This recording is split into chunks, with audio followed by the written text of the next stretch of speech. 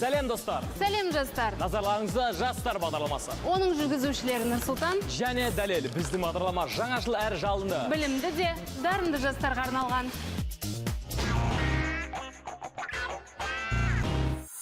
Бүгінгі бағдарламада ұлттық тәрбие, ұлт болашағы, теңдессіз ғимарат, жас сәулетші ұсынбақ жоба. Болашақ балуан баптар, тағы бір мектеп, тылсыммен үндес, үнді бие. Дәлел, мен бір шешімге келдім. Келесі жылы әскерге кетем. О, жігіт есейін депті. Рас айтам, бұл менің отан алдындағы борышым, азаматтық парызым емес пе?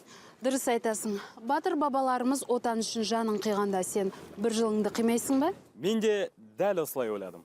Ендеше осы ойымызды келесі бейнесюжет жалғастырсын.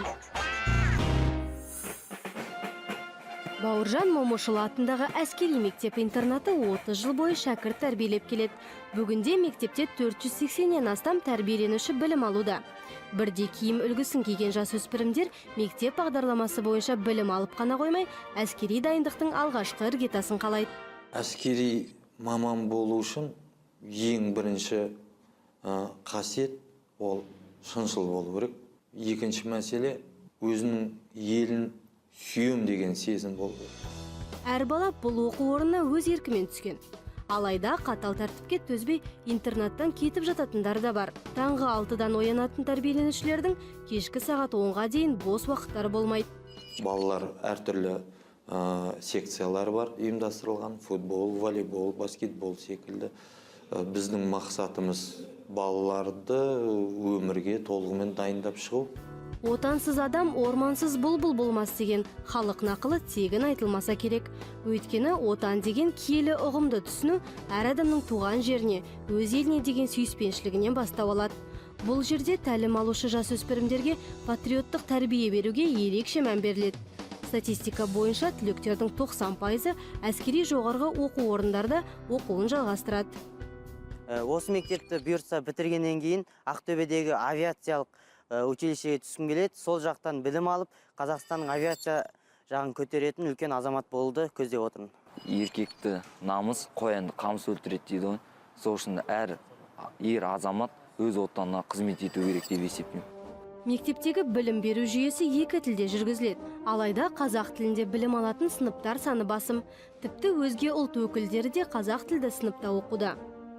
Атақты қолбасшы Суворов айтқандай, генерал армандамаған солдат емес деп айтқандай, мен де өзім генерал болғым келеді, әскери адам болып, өз отанын қорғауға келеді. Оқу бағдарламасына келетін болсақ, өзге мектептерден айырмашылығы жоқ. Бірақ физика, математика, қазақ тілі сынды пәндерден өзге биылғы оқу жылынан бастап жаңа пән енгізілді. Тәрбиелік мақсатында биылғы оқу жылынан бастап біз арнайы бауыржан тану пән енгіздік. Сол жерде Кеңес одағы батыры Бауыржан Момышұлының өмір баяны, өзінің әскери тактикалары, әдебиетке деген қосқан үлесін толығымен 100% насихаттаймыз. Әскери мамандыққа бет бұрған бұл жасөспірімдер ертеңгі еліміздің тірегі, отанымыздың қорғаны. Ал осы жастарға дұрыс бағыт бағдар беретін білім ошағы мен азаматтар көбейе берсе, ұлтжанды ұрпақ тәрбиелеудің негізі сол болмақ. Мына бекет өте демекен, Нұрсұлтан? Жалпы мұндағы әрбір бекет өзіндік стильмен ерекшеленеді. Метро құрылысы басталмай тұрып, оның үлгілеріне байқау жарияланды. Үздік жоба бүгін міне іске асты. Сонда кез келген адам өз жобасын ұсына ала ма әлде? Ол жағын білмедім. Бірақ менің досым Асқар болашақта елімізде өтетін Экспо 2017-ге өзінің жобаларын ұсынбақшы. Қазір дайындық үстінде. Қызық. Қызық болса, келесі сюжетке назар аудар. Астана болашақтың қуаты, немесе Экспо 2017 деп аталатын дүниежүзілік көрмеге еліміз қызу дайындық үстінде. Жұмыла көтерген жүк жеңілдемекші. Аталған шараға белсенді жастарымыз да өз үлестерін қосуға ынталы. Солардың бірі Асқар Құсайынов. Асқар Қазақ сәулет құрылыс академиясының түлегі. Көптеген қызықты архитектуралық жобалардың авторы. Бүгінде Экспо 2017 жобасы туралы естіген Асқар бұл шарада өзіндік қолтаңба қалдыруды ойлайды. Экспо Қазақстан өміріндегі кезекті бір маңызды қадам. Ол тек ел үшін емес, әр қазақстандық азамат үшін де маңызды. Ал мен өз кезегімде ел тарихында қалатындай үлкен үлесімді қосқым келеді. Керей деп аталатын орталық 25 қабаттан тұрады. Жалпы көлемі 12.044 шаршы метр болмақ. Бұл құрылыста ашық, жабық автотұрақтар, кеңсе бөлмелері мен мейрамхана үйлесімді орналасқан. Жас сәулетшінің айтуынша бұл ғимараттың басты ерекшелігі экспо талаптары мен тақырыбына толығымен сай келуінде. Экспоның негізгі тақырыбы электр қуатын үнемдеумен байланысты ғой. Ал мен ұсынбақ Керей жобасы дәл осы бағытта жасалған. Яғни ғимараттың құрылыс материалдары электр қуатын үнемдеуге арналған.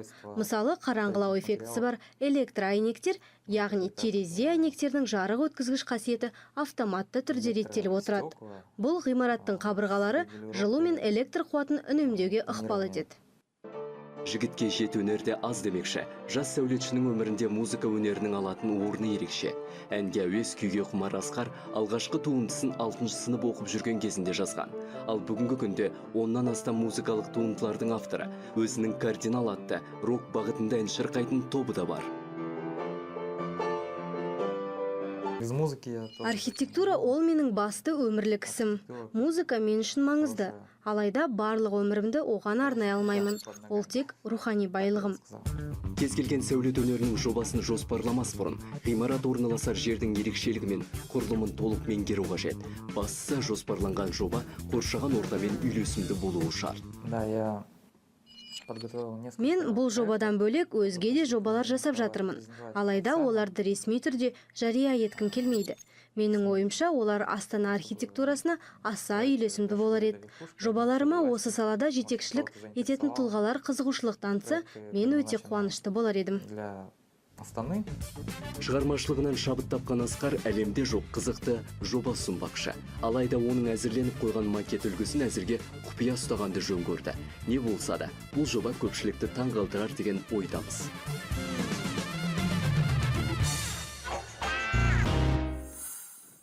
Нұрсұлтан, намысқа тырысыш, намысты берме.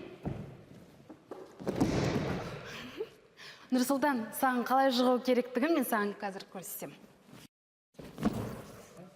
Көрдің ба, Нұрсұлтан, осылай жығу керек. Шынымды айтсам, таң қалып тұрмын саған.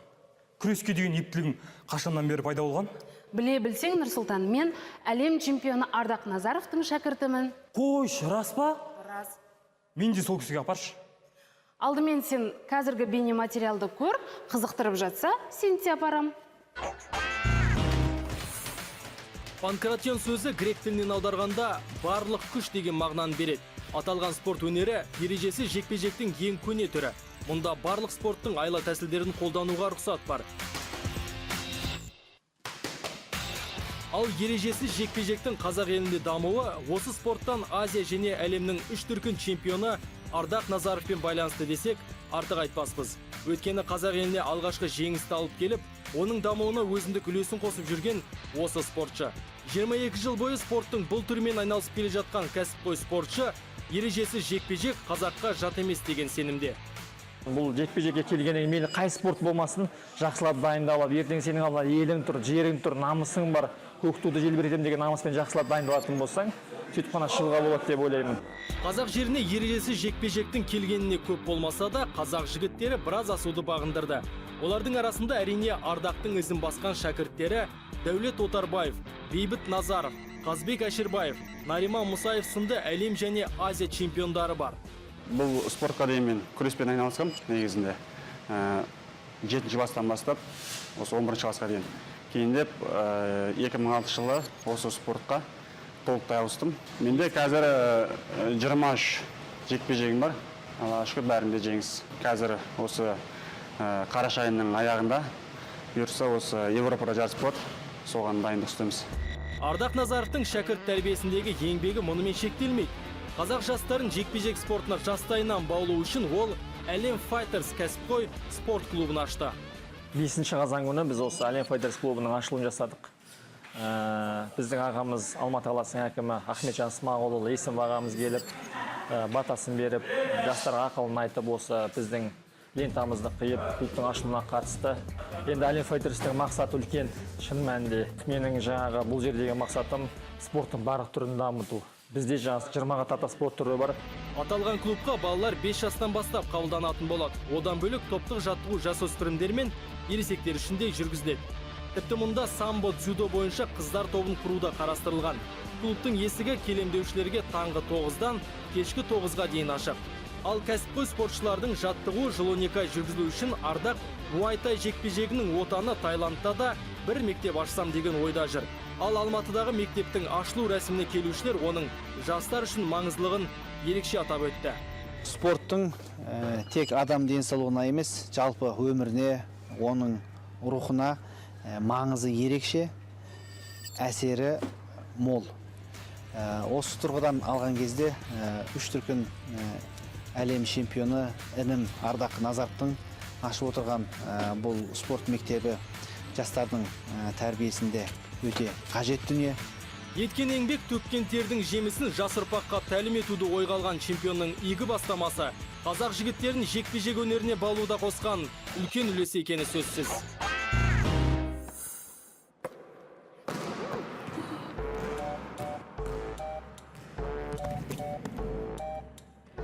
Дәлел, кешірші, доппасыңа қат деген сияқты. Сен менен құтыламай жүрсің ғой деймін. Кешіршен, Дәлел, байқамай қалдым. Айтқаныңның бәрін орындаймын. Қаласаң, кешке киноға барайық. Кешке емес, қазір барам. Қазір дейсің бе? Сен алдымен үнді фильмнің биін тамашалап ал, мен оған дейін жаңа фильмге билет алып келейін. Келістік. Үнді билері Үндістан мәдениетінің бөлінбес бөлшегі. Себебі үнді биінің түп тамыры мифологияға және дінге бойлайды. Бүгінде осы үнді биін классикалық және ұлттық деп екіге бөледі. Өнердің бұл түрі біздің елімізге де жат емес. Алматыдағы үнді классикалық би орталығы өз жұмысын 2006 жылы 1 наурызда бастады. Бұл Қазақстан мен Орта Азиядағы халықаралық дәрежедегі тұңғыш орталық. Орталық жұмысының мақсаты адамның табиғи және рухани дүниесін дамыту. Үнді классикалық би арқылы ағзаны сауықтыру. Ұзақ жылдар Үндістан мәдениетін бойына сіңірген орталық жетекшісі өз атамекеніне оралып, үндінің би өнерін насихаттауды қолға алады. Яғни, бұл орталықтың негізін қалайды. Мен өзім бала кезімнен үнді мәдениетін өте жақсы көрдім. Сол үнді биімен айналысып, Қазақстаннан тұңғыш студент болып Үндістанға оқуға бардым. Ақмарал Қайназарова Үндістанның Чиннай қаласындағы Калакшетра колледжінің түлегі. Би өнеріне қызығып, бір кездері үнді еліне аттанған қазақ қызы бүгінде ЮНЕСКО жанындағы халықаралық би кеңесінің мүшесі. Голливудта өткен бишілер чемпионатының алтын медаль иегері. Оның есімі Қазақстан мен Үндістанның рекордтар кітабына енді. Мәдениеттер диалогы біртұтас әлем, қазақ үнді ырғақтардың үндестігі және өзге де би жобаларының авторы атанған Ақмарал бүгінде бар өнерін жас бишілерге үйретуде. Осы орталыққа келіп, мен үнді биі туралы өте көп нәрсені біліп танып жатырмын. Мысалы, Үндістанда классикалық бидің 8 түрі бар екен.